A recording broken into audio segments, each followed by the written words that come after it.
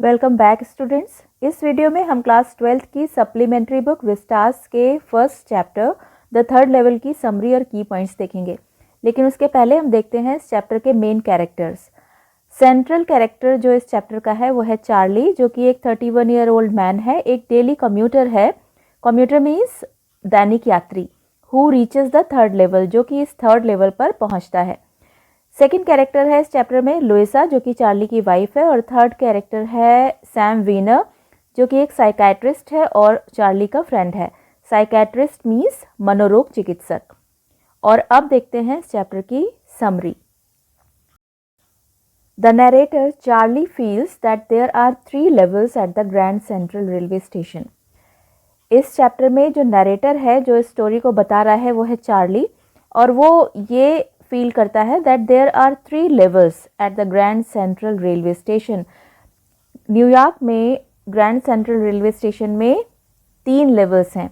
In reality there are only 2, जबकि वास्तव में केवल वहां पर 2 ही लेवल्स हैं। He has discussed this with his psychiatrist friend Sam Weiner. उसने इस बात को अपने साइकेट्रिस्ट फ्रेंड, उसका एक फ्रेंड जो कि एक मनोरोग चिकित्सक है जिसका नाम है सैम वीनर, उससे इस बात को डिस्कस भी किया है। Sam feels that the narrator's experience is a waking dream wish fulfilment. और सैम वीनर ये फील करता है कि नैरेटर यानी चार्ली का ये जो एक्सपीरियंस है, उसको ये जो लगता है कि ग्रैंड सेंट्रल रेलवे स्टेशन पर 3 लेवल्स हैं, ये उसका वेकिंग ड्रीम विश फुलफिलमेंट है। यानी waking dream wish fulfilment means जागृत स्वप्न की इच्छा पूर्ति। यानी जागते हुए वो कोई सपना देख रहा है और उस सपने में अपनी किसी विश को पूरा होते हुए देख रहा है। Sam says that Charlie is unhappy and he is engulfed in insecurities and fears। Sam कहता है कि चार्ली अनहैप्पी है, वो नाखुश है और वो इनसिक्योरिटीज यानी असुरक्षा और फियर्स मीन्स भय से, engulfed मीन्स घिरा हुआ है। So he wants an escape from his stressful life. इसलिए वो अपनी इस स्ट्रेसफुल लाइफ यानी तनावपूर्ण जीवन से बचकर भागना चाहता है। सैम फर्दर सेज, सैम आगे बताता है that Charlie's hobby of stamp collection is also a temporary refuse from reality. कि चार्ली की जो स्टैम्प कलेक्शन की हॉबी है, टिकट संग्रह करने की जो उसकी हॉबी है, वो भी वास्तविकता से अस्थायी रूप से बचने का एक सहारा है। उसके बाद नरेटर यानी चार्ली ने हमें बताया कि वो ग्रैंड सेंट्रल स्टेशन के थर्ड लेवल पर कैसे पहुंचा। उसने बताया वंस समर नाइट, गर्मियों की एक रात में, he work late at the office में उसने देर तक काम किया। In a hurry to get back home, घर जाने की जल्दी में, he decided to take the subway from Grand Central. उसने ग्रैंड सेंट्रल स्टेशन से सबवे लेने का डिसीजन लिया। Subway means underground railway.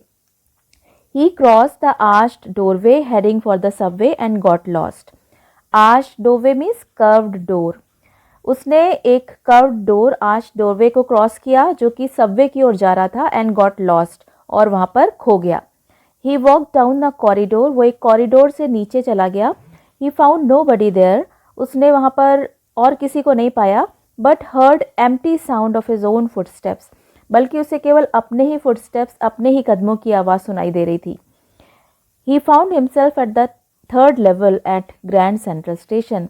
उसने अपने आप को ग्रैंड सेंट्रल स्टेशन के थर्ड लेवल पर पाया।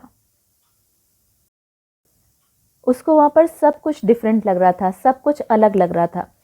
There were smaller rooms, fewer ticket windows and open flame gas lights at the third level.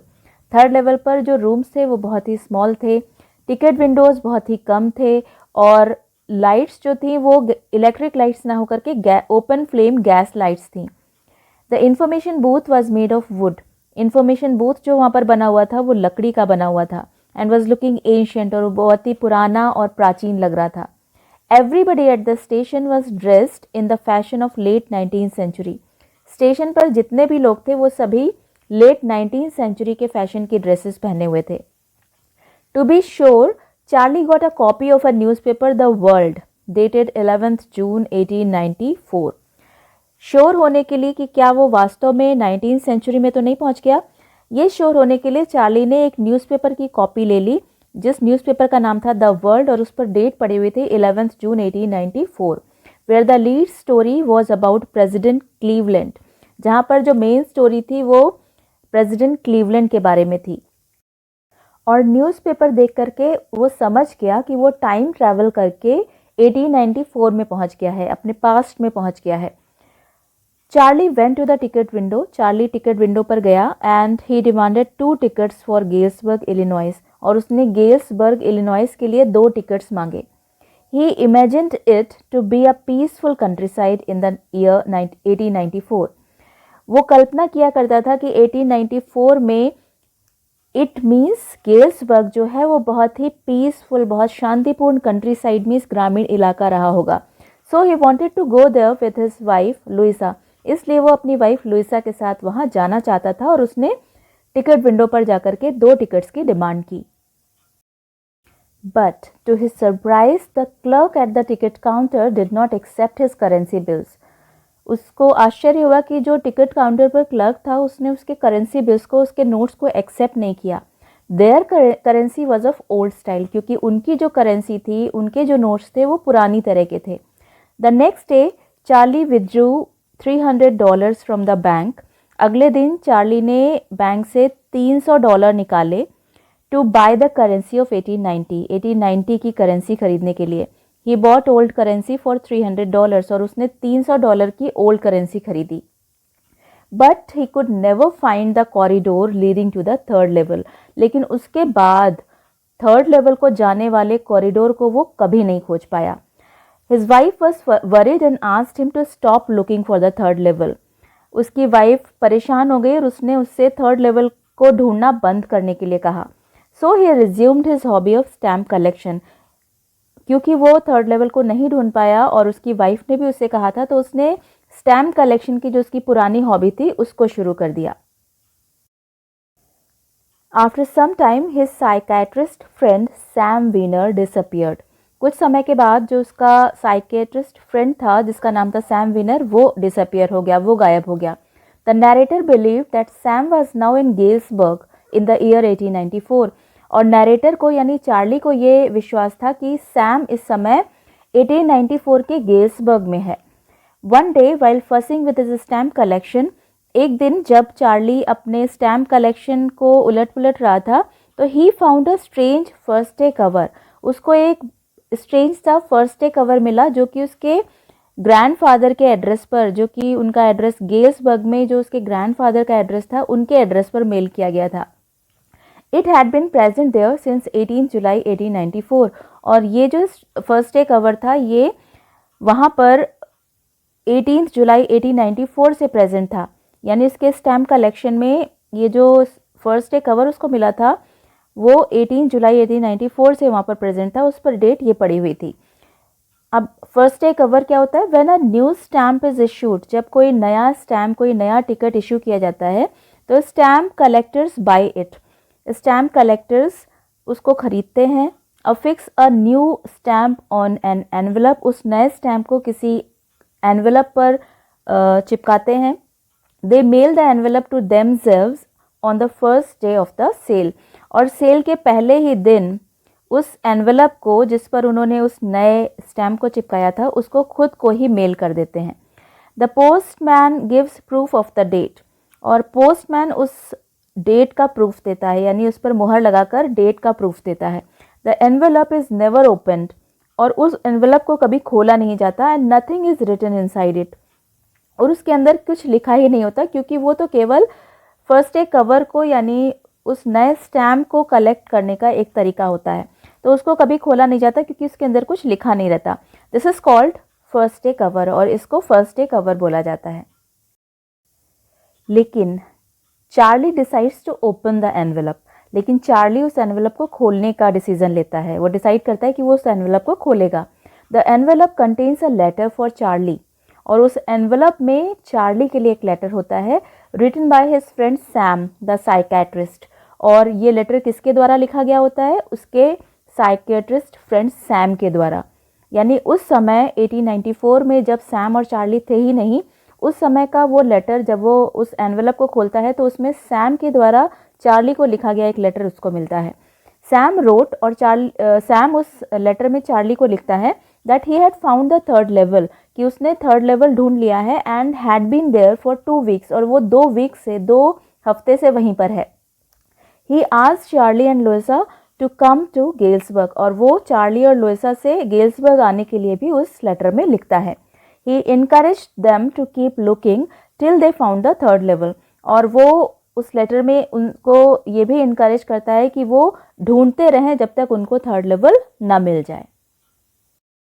तो यहाँ पर नैरेटर यानी चार्ली अपने रीडर्स को ये कन्विंस करने की कोशिश कर रहा है कि जिस थर्ड लेवल को उसने ढूंढा था वो वास्तव में था, क्योंकि उसी थर्ड लेवल को ढूंढकर उसका फ्रेंड सैम 1894 के गेल्सबर्ग में पहुंचा था, जहां से उसने उसको ये लेटर भेजा था।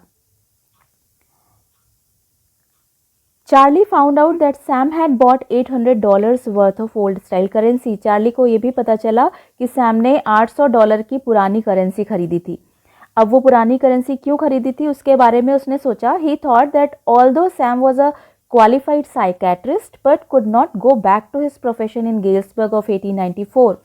उसने सोचा कि हालांकि सैम एक क्वालिफाइड साइकेट्रिस्ट था, वो एक क्वालिफाइड मनोरोग चिकित्सक था, लेकिन he could not go back to his profession in Galesburg of 1894। लेकिन वो 1894 के गेल्सबर्ग में अपने उस प्रोफेशन को नहीं अपना सकता था, because at that time everyone was happy, क्योंकि उस समय 1894 में सभी व्यक्ति खुश थे एंड कंटेंटेड और संतुष्ट थे। So no one needed a psychiatrist, इसलिए किसी को भी एक साइकेट्रिस्ट की, एक मनोरोग चिकित्सक की ज़रूरत नहीं थी। And this money was sufficient to set up a hay, feed and grain business there, which Sam dreamed of owning. और ये जो पैसा था $800, ये sufficient था, पर्याप्त था हे, फीड और ग्रेन बिजनेस को सेटअप करने के लिए। हे मीन्स भूसे, चारे और अनाज के बिजनेस को स्टार्ट करने के लिए ये पैसा सफिशिएंट था, जिसका सैम ने सपना देखा था। तो लास्ट तक नरेटर चार्ली रीडर्स को यानी हमको ये कन्विंस करने की कोशिश करता है कि वास्तव में ग्रैंड सेंट्रल स्टेशन पर थर्ड लेवल था। लेकिन क्या वास्तव में ये थर्ड लेवल था या चार्ली के लिए ये एक एस्केप का, एक पलायन का माध्यम था? तो मेरे हिसाब से Charlie was a 31 year old ordinary man. Charlie एक 31 साल का ऑर्डिनरी मैन है। His native place was Galesburg in Illinois. उसका जो नेटिव प्लेस था वो इलिनॉइस गेल्सबर्ग में था।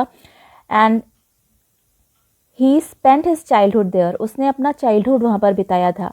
Now he is working in an office in New York. अब वो न्यूयॉर्क में एक ऑफिस में काम कर रहा है। He is not happy with the city life, और सिटी लाइफ से वो खुश नहीं है। That he wants to escape from his modern life in New York to Galesburg. इसलिए न्यूयॉर्क में जो उसकी मॉडर्न लाइफ है उससे बचकर वो गेल्सबर्ग में भागना चाहता है, जहाँ पर उसने अपना चाइल्डहुड बिताया था। The Grand central Station of New York has 2 levels. Grand central Station जो कि न्यूयॉर्क में है उसके केवल 2 ही लेवल्स हैं। And the third level at Grand central Station is a product of Charlie's imagination. और ये जो तीसरा लेवल है जिसके बारे में बात की जा रही है पूरे चैप्टर में, जो कि ग्रैंड सेंट्रल स्टेशन पर बताया गया है चार्ली के द्वारा, ये चार्ली की इमेजिनेशन का एक प्रोडक्ट है, उसकी कल्पना है, कल्पित वस्तु है। He finds a place where he can escape from the modern world of insecurity and fear. उसको एक ऐसी जगह मिल जाती है जहाँ पर वो बचकर भाग सकता है। इनसिक्योरिटी और फियर से भरे हुए, असुरक्षा और भय से भरे हुए इस आधुनिक संसार से बचकर वो उस जगह पर भाग सकता है। वो एक ऐसी जगह की तलाश कर लेता है, और इसी को वेकिंग ड्रीम विश फुलफिलमेंट बोला जाता है। यानी अगर हम स्ट्रेसफुल लाइफ जी रहे हैं, अगर हमें किसी चीज़ से इनसिक्योरिटी और फियर महसूस हो रहा है, तो हम ऐसी चीज़ों के बारे में सोचने लगते हैं, कुछ अच्छी कल्पनाएं करने लगते हैं, कुछ ऐसी जगहों के बारे में सोचने लगते हैं जहाँ पर हम पहुँचकर खुश हो पाएँ। तो उसी तरह की एक जगह चार्ली ने तलाश की, और ये उसके एक इमेजिनेशन का प्रोडक्ट है और मॉडर्न वर्ल्ड की इनसिक्योरिटी और फियर से एस्केप का एक माध्यम है, उससे पलायन का एक माध्यम है। तो ये थी आपके विस्टास बुक के first chapter the third level की summary with its key points. Next video में नेक्स्ट चैप्टर के साथ फिर मिलेंगे। Till then keep learning, keep revising.